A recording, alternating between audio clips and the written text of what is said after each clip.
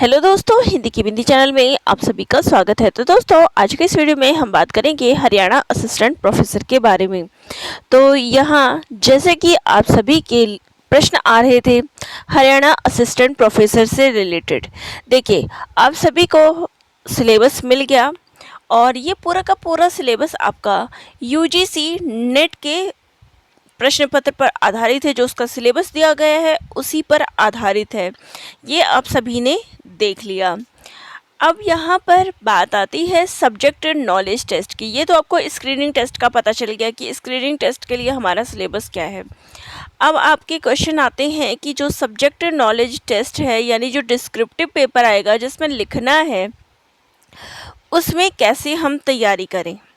तो देखिए, पहली चीज़, हो सकता है, यहाँ मैं कंफर्म नहीं हूँ, हो सकता है हरियाणा असिस्टेंट प्रोफेसर हरियाणा आयोग के द्वारा ये किया जाए कि जब आपका स्क्रीनिंग टेस्ट का जो पेपर है वो हो जाए, उसके बाद डिस्क्रिप्टिव का टेस्ट निकाला जाए, सिलेबस निकाला जाए, या फिर दोनों का सिलेबस एक ही हो, इसलिए सिलेबस नहीं दिया गया हो। तो दोनों ही पॉसिबिलिटी बनती है, दोनों ही चांसेस हो सकती हैं।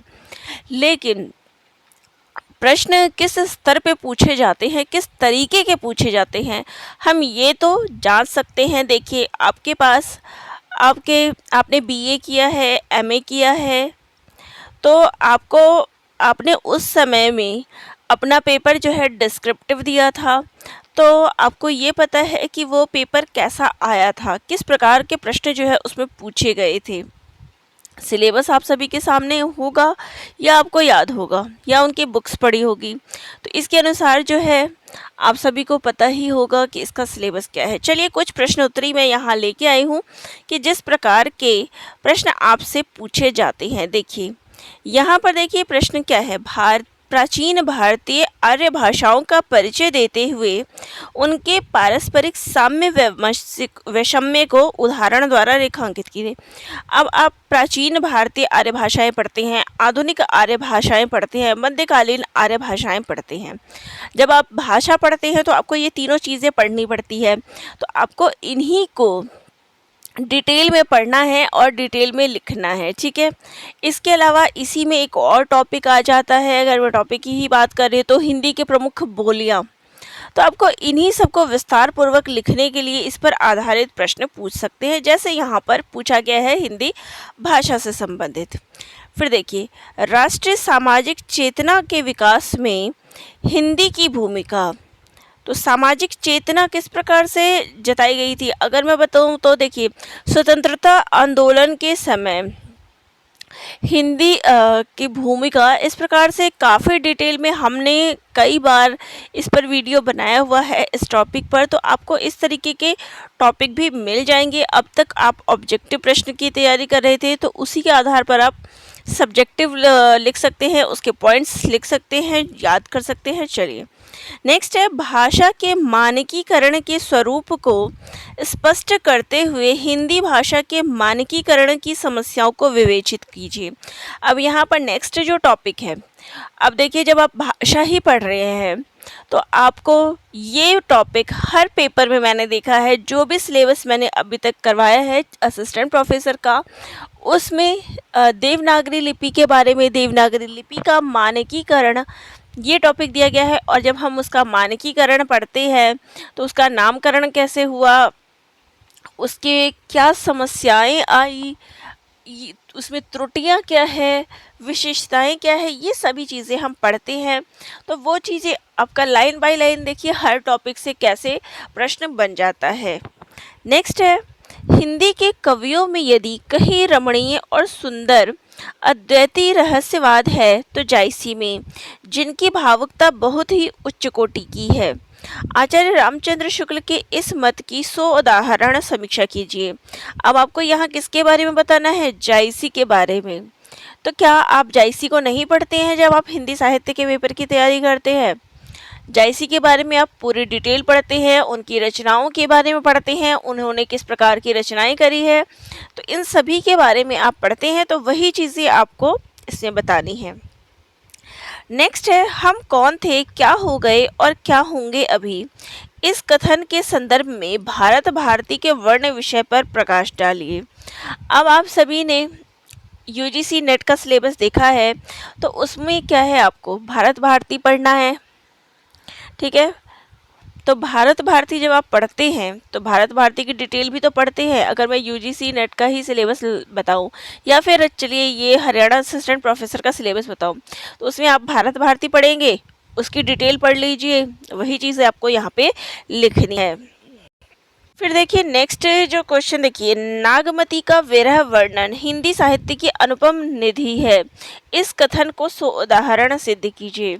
अब नागमती का विरह वर्णन यानी कि पद्मावत और नागमती वियोग खंड, ये आपके सिलेबस में दिया गया है कि नागमती वियोग खंड आपको पढ़ना है। ये यूजीसी नेट के सिलेबस में दिया गया है, हरियाणा असिस्टेंट प्रोफेसर के सिलेबस में दिया गया है। तो क्या आप इस चीज़ को वो पढ़ नहीं सकते? ये विस्तार पूर्वक आप इस चीज़ को आराम से बता सकते हैं। फिर देखिए, डॉक्टर नगेंद्र हिंदी आलोचना के पौर्वात्य और पाश्चात्य दोनों की वैचारिक पृष्ठभूमि लेकर चले हैं, इसे संक्षेप में निरूपित की दीजिए।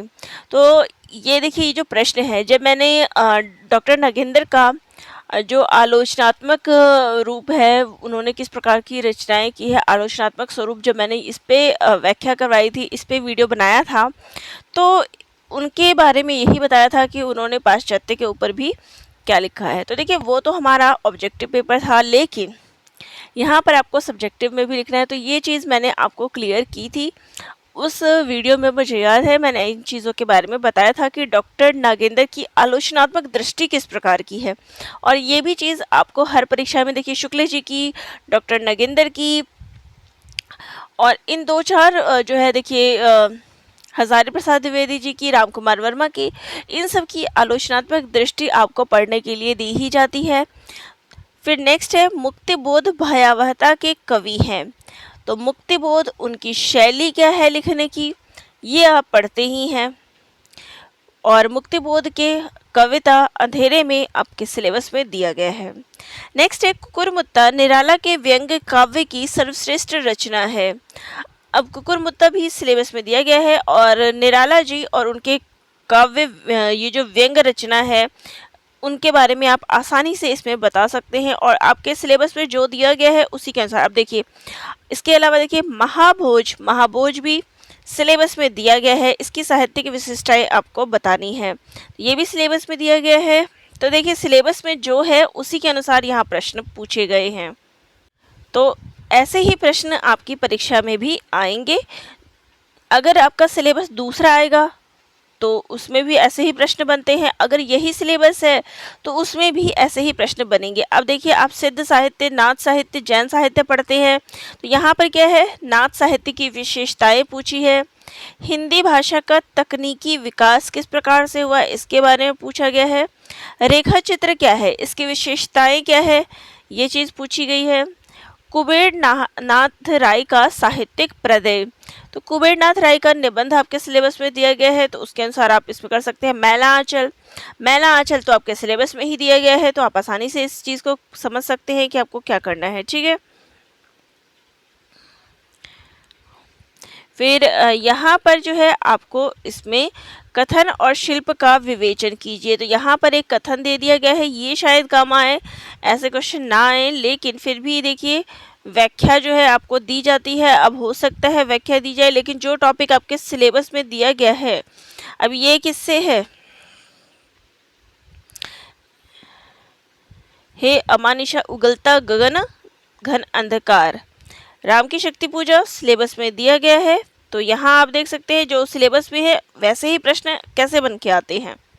चलिए हिंदी के कुछ और प्रश्नों को मैं दिखा दूं। तो देखिए, अपभ्रंश और प्रारंभिक हिंदी के अंतः संबंध पर प्रकाश डालिए। तो यहाँ पर दोनों का अंतः संबंध बताना है, ये भी आप पढ़ते ही हैं जब ये टॉपिक पढ़ते हैं, बस आपको लिखने की प्रैक्टिस करनी है, क्योंकि अभी तक पेपर क्या था, ऑब्जेक्टिव था, उसकी तैयारी कर रहे थे, और यहाँ भी आपको ऑब्जेक्टिव भी करना है, सब्जेक्टिव भी करना है। तो उसको क्या लिखना है ये आप देख लीजिए कि किस प्रकार से है। टॉपिक आपके पास है, सिलेबस आपके पास है, उसको देख के ये मत घबराइए कि अलग से कुछ आएगा। अलग से कुछ आएगा तो क्या आएगा, इन्हीं सब टॉपिक्स को आपको वैसे भी पढ़ना पड़ेगा। पश्चिमी हिंदी और पूर्वी हिंदी का ध्वनिगत वैषम्य। अब पश्चिमी हिंदी और पूर्वी हिंदी की बोलियों में क्या अंतर है ध्वनियों से रिलेटेड, ये आपको बताना है। ठीक है।